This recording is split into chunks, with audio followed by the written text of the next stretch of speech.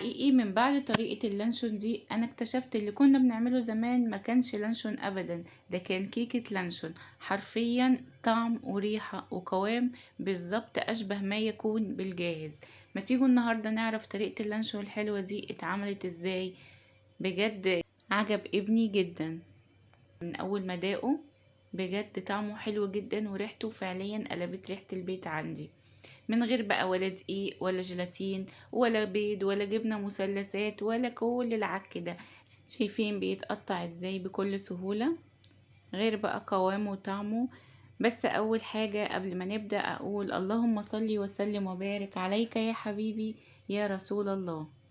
ويلا نبدأ الفيديو بتاعنا ونقول بسم الله. عندي هنا نص كيلو من صدور الدجاج، مجمداها نص تجميد كده، وطبعا كنت غسلاها كويس قوي وعصر عليها ليمون ومنشفاها كويس جدا من اي ميه فيها. بدأت كده ان انا اجيب الكبة بتاعتي واقطع الصدور اللي عندي كده زي ما انتوا شايفين بالمقص. تقدري تستخدمي طبعا سكينة بس انا استسهلت المقص. بدأت ان انا اقطعها كده لقطع صغيرة واحطها في الكبة عندي، وابتدي ان انا افرمها. بقطعها طبعا عشان اسهل عملية الفرم. تمام زي ما انتوا شايفين كده. هبتدي بقى افرمها كده لوحدها في الاول عشان انا عايزاها ناعمة جدا. تمام زي ما انتوا شايفين كده اتفرمت معايا الفراخ. هبتدي بقى انزل عليها بماء المكونات بتاعتي. عندي هنا نص كوباية من النشا. انا هنا استخدمت الكوب المعياري، تقدري تستخدمي اي كوب عندك، بس توحدي الكوباية اللي هنستخدمها. عندي كمان التوابل بتاعتي، معلقة صغيرة ممسوحة من الملح، معلقة صغيرة توم باودر، بصل باودر، معلقة صغيرة بابريكا، نص معلقة صغيرة جنزبيل، وكمان نص معلقة فلفل اسود، وكمان مكعب من المرق، وخمس فصوص من الحبهان اخد القلب بتاعهم بس. تمام زي ما انتوا شايفين كده. هحطهم بقى على الفراخ بتاعتي.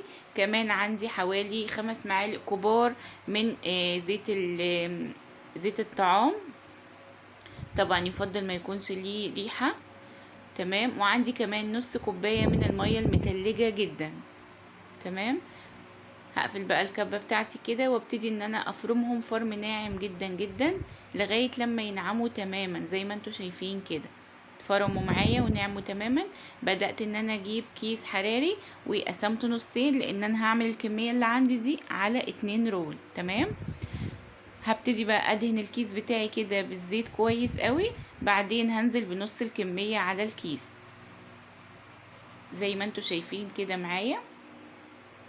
هبتدي بقى اساوي كده الرول بالكيس عشان يتلف معايا كويس وما يغلبنيش. ظبطته كده بالكيس من هنا ومن هنا. بعدين ابتديت ان انا الف الكيس بتاعي زي ما انتوا شايفين كده. انا بعمل الحركة دي عشان عايزة الرول بتاعي يبقى املس، ما يكونش فيه اي تعريجات كتير، على قد ما اقدر يعني. بدأت ان انا الفه كده واعمله بالحركة اللي انتوا شايفينها معايا كده في الفيديو، وابتديت ان انا اربطه من الناحيتين زي البونبون كده زي ما انتوا شايفين كده معايا.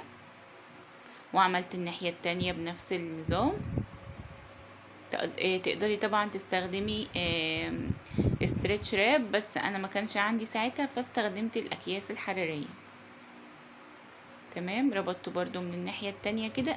اهم حاجة انك تظبطيه كويس قوي عشان ما يبقاش فيه اي تعريجات طالعة. زي ما انتوا شايفين ربطته كده من الناحية التانية.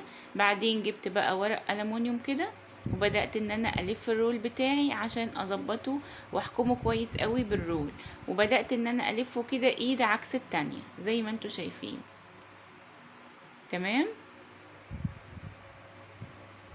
هركنه بقى على جنب وابتدي اعمل الرول التاني بنفس الطريقة. بس الرول التاني ده هحط عليه زيتون. كان عندي زيتون شرايح كده، فابتديت ان انا احط عليه الزيتون بالطريقة اللي انتوا شايفينها كده. وظبطته زي ما انتوا شايفين بنفس الطريقة اللي عملنا بيها التاني، بحيث ادخل الزيتون من جوه. وابتديت ان انا الف الرول بتاعي كده زي ما انتوا شايفين. تمام برضو بحافظ ان انا ما يكونش عندي اي تشققات كتير او تعريجات كتير في الرول من بره، عشان لما يستوي واجي اقطعه ما يتفتفتش معايا. تمام بالطريقة اللي انتوا شايفينها دي. طريقته بجد سهلة وما اخدتش وقت معايا في المطبخ، الوقت الوحيد هو كان وقت التسوية. تمام. ده القفل اللي بيجي مع الكيس الحراري، قفلت بيه كده زي ما انتوا شايفين من الناحيتين.